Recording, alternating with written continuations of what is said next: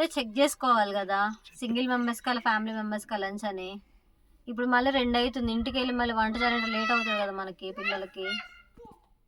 Last మినిట్లో చెప్తే. Hello అందరికీ, నేను ఎందుకు ఇంత అప్సెట్గా ఉన్నాను, దానికి రీజన్ ఏంటి, మా హస్బెండ్ ఏం చేశారని ఈ వీడియోలో చెప్తాను. వీడియో అయితే స్కిప్ చేయకుండా ఎండ్ వరకు చూసేయండి. యూనిట్లో బడకాన ఉంది, లంచ్ ఏం ప్రిపేర్ చేయొద్దు, అక్కడికి వెళ్ళి లంచ్ చేద్దామని చెప్పారు. రెడీ చేశాక తీరా వెళ్లే ముందు ఏమైతే తెలీదు, చిన్న చిన్న వాటికి అలిగి ఏడుస్తుంటారు. ఈ లిఫ్ట్ కూడా కరెక్ట్గా మేము బయలుదేరే టైంకి హ్యాండ్ ఇస్తుంది. ఇప్పుడు 3 ఫ్లోర్స్ అయితే నడిచి వెళ్ళాలి.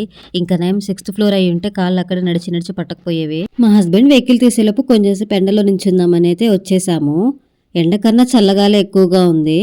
మా చిన్న పాపకి పిల్లలంటే ఎంత ఇష్టమో చూస్తే అస్సలు ఆగదు, వెళ్ళిపోయి ఆడుకుంటూనే ఉంటుంది తనతో.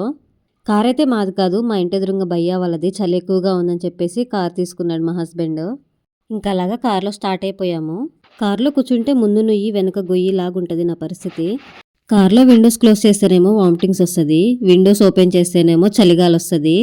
ఏదో ఒకటి థింక్ చేస్తూ మైండ్ అయితే డైవర్ట్ చేసుకుంటూ ఉంటాను. తీరా రెడీ అయ్యి ఇక్కడికి వచ్చాక ఫ్యామిలీ మెంబర్స్ కాదు లంచ్ ఓన్లీ సింగిల్ మెంబర్స్కి అని చెప్తున్నాడు. అందుకే స్టార్టింగ్లో నేను అంతగా అప్సెట్ అయింది.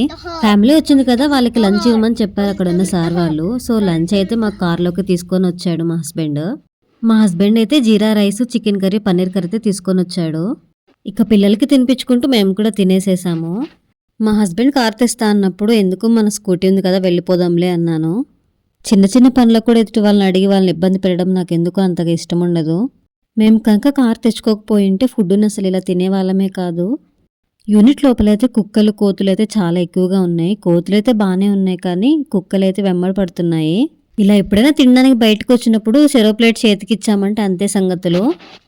ఇక ఇంట్లో తిన్నట్టుగా నిదానంగా అన్నమంతా కింద పోసుకుంటూ తింటారు.